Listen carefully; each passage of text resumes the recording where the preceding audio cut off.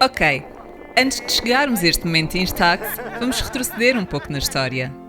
Ao longo de 9 dias alugámos um carro e percorremos alguns parques no norte da Tanzânia. Avistámos inúmeros animais e tivemos as nossas aventuras. Fomos passando por diferentes comunidades de Maasai que nos convidavam por gestos para vermos as suas aldeias, mas decidimos ter esta experiência com um guia, pois queríamos entender um pouco sobre esta comunidade. Então, já em Arusha decidimos fazer uma tour até uma Maasai Village. O Peter foi o nosso guia nesta visita a Kikaret, que em tempos foi a sua casa. Aceitou falar para a câmara e ao longo deste vídeo poderás encontrar explicações e um pequeno testemunho de como foi crescer numa vila Maasai, por isso não deixes de ver este episódio até ao fim. Assim que chegámos fomos recebidos pelas mulheres que cantaram uma música de boas-vindas.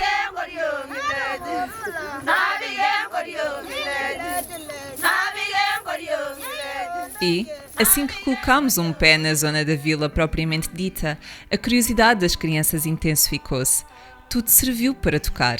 As máquinas fotográficas, os relógios que davam luz, o cabelo, a pele. Hi. Hi. Hi.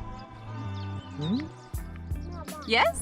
Foi-nos dito que de seguida iríamos também nós cantar e saltar, mas primeiro teríamos de nos vestir a rigor com os seus trajes. Saltámos ao som dos cânticos.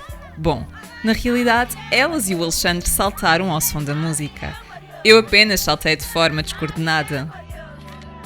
Passámos por dentro da aldeia e sentámos-nos nas cadeiras. A maior parte dos homens não estava. Estavam nas suas tarefas habituais, pastar o gado e caçar. O Peter perguntou se tínhamos questões. Tínhamos sim, e muitas.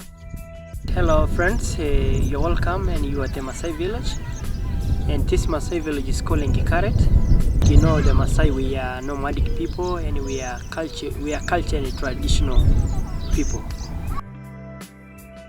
Ainda que as decisões de mudança passem sempre pela aprovação do chefe, alguns costumes foram sendo adaptados.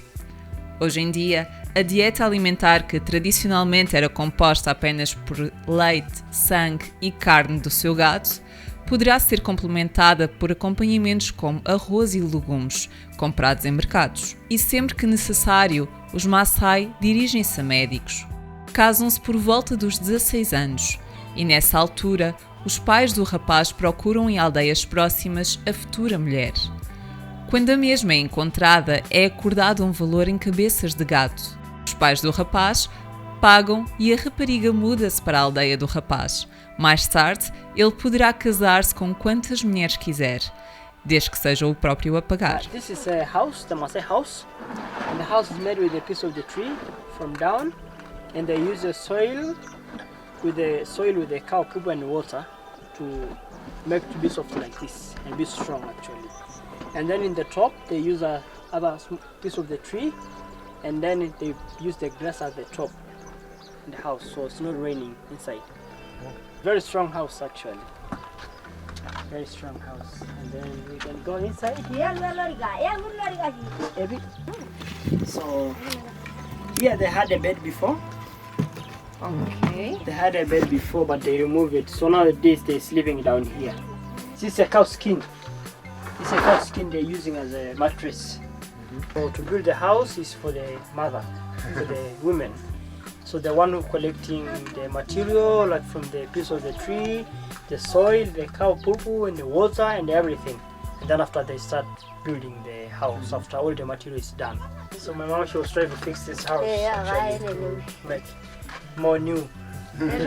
Sem acesso à eletricidade ou televisão, muitas vezes os Maasai não sabem o que está a acontecer no seu próprio país. Além disso, seria necessário que alguém falasse a Swahili para que depois conseguissem traduzir para Ma, o dialeto Maasai. Para melhorar as suas condições de vida, o Peter quer investir num painel solar. Mas quanto tempo moram os Maasai no mesmo sítio e o que acontece à sua vila? Normally they're staying in like 4 years in the village, normally, but they can live earlier actually, depending with the weather. depend with the weather actually, and some of the village stay 4 years to 6 years, and some 1 or 2 and just move and go. They actually like prepare the new village before they move, like a couple of months, and then after that they burn the old village and go to a new one.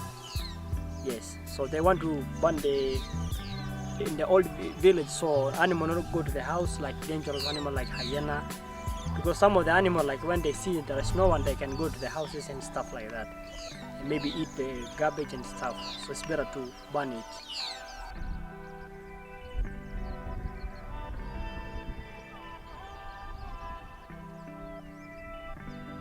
Yeah, we are in the tree where the men used to eat meat.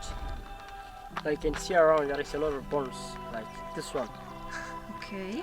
Yeah, it's because the men they never eat meat inside of the village, but they have to eat meat outside. The thing is, when you're a warrior, they never eat meat inside with the mama. I mean with the women. This is because they have to show the respect to each other, because the warriors are still young, so they have to show they're strong, not inside of the village but outside of the village.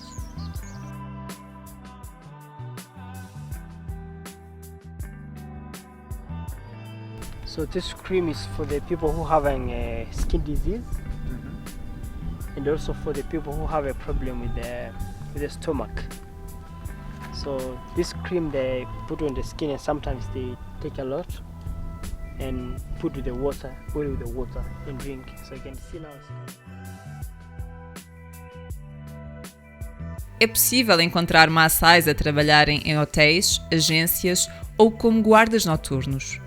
Como o acesso à educação é muito caro, diversas organizações procuram financiar crianças para que estas possam estudar e ter um futuro diferente.